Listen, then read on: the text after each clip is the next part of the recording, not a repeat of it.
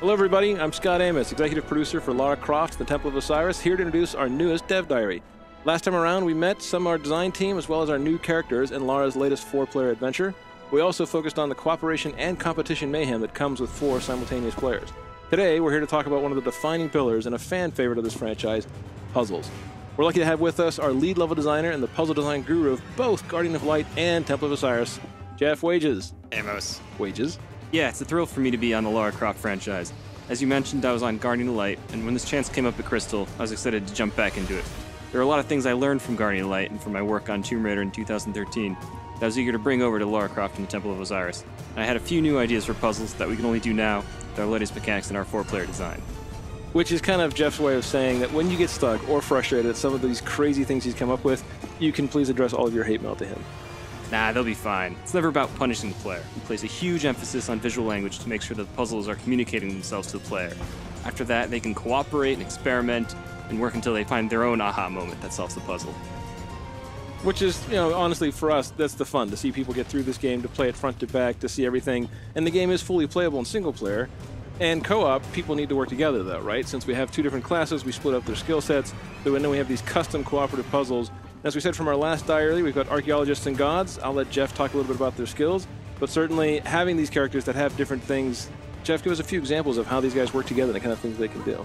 Sure, so the grapple line is a returning feature from Guardian of Light. It gains a powerful ability with 4 players in that each player is their own grapple point, so you can maneuver in a lot of new and exciting ways. The Egyptian gods bring the Staff of Osiris to the table, which shoots a beam of light, which solves puzzles and can manipulate anything in the world that has these glyphs of Osiris baked onto them. So even like, when you had Toltec and Lara, where you had kind of these 2 different classes that were split up in the last game, right? Now we're talking about having these kind of puzzles where people not only have to work together, but even on the timing side of it. We talked about it with the last playtest. We watched people playing, saying, okay, I'm going to hold the staff, 1, 2, 3, and then they let go too early. Their friend jumps across, dies in the pit of spikes. Those seem like those great kind of cooperative puzzles that we're kind of striving for. Exactly. It's one of the fun challenges of designing puzzles that can scale from 1 players to 4 players. We try to add new interactive elements as more players enter the game. One of the simple examples that you'll see here is that in single player, Lara must manipulate the mirrors to destroy the rifts in Duat using the Staff of Osiris. Whereas in co-op, one of the gods must use their staff to lower this platform while Lara manipulates the mirror, and then another one shoots the staff to destroy the rifts. And it's just one example without giving too much away. And I know we have one particular snake boss called Apep that you'd put together, so you want to tell us a little bit about that guy? So yeah, this is Apep. He had rather humble beginnings. It was me, the designer, who first modeled and animated him and threw him into the game. And the first prototypes had these weak spots on his back that only the Staff of Osiris could affect. And then even after single player, I remember we'd actually done it once where you had bunches of mirrors around the level, and then for multiplayer you started upgrading that a little differently. So we had this rough version that works with 1 players, and then we had to, how do we make it scale up for 2 players, 3 players, 4 players? How do we balance the puzzle elements with the combat? It's really taking these really bare-bone ideas and iterating through them with the rest of the team to bring it to its full fruition. It's important with these types of action puzzles and bosses that the player should know immediately what they need to do, and the real challenge comes from executing and working together to get that done. And that's where all the fun and hilarity ensues. Having a hand and a voice in everything that we build, we can make pretty extensive changes in a short time, kind of like the Oracle's Chamber area. Sure. We do a bunch of internal and external playtesting.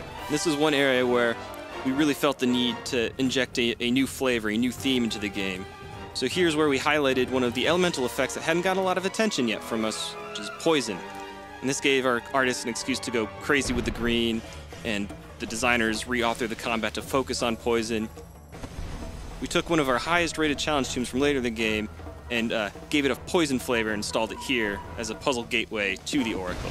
Which, clearly from the playtest after we'd done the change, boosted up both the experience, the puzzle experience in that area, and introduced the unique combat that the Oracle area has, with all the flashier and dramatic touches and lighting effects, even that eerie kind of creepy aura that we managed to put in there throughout. So everyone, we hope you enjoyed another sneak peek into some of the new puzzle elements coming in Lara Croft, Temple of Osiris. Thank you, Wages, for walking us through what it takes to build some of these crazy puzzles. We're super excited to put the finishing touches on Lara Croft and the Temple of Osiris. You can all play it on December 9th, 2014 on Xbox One, PS4, and PC. See you all online.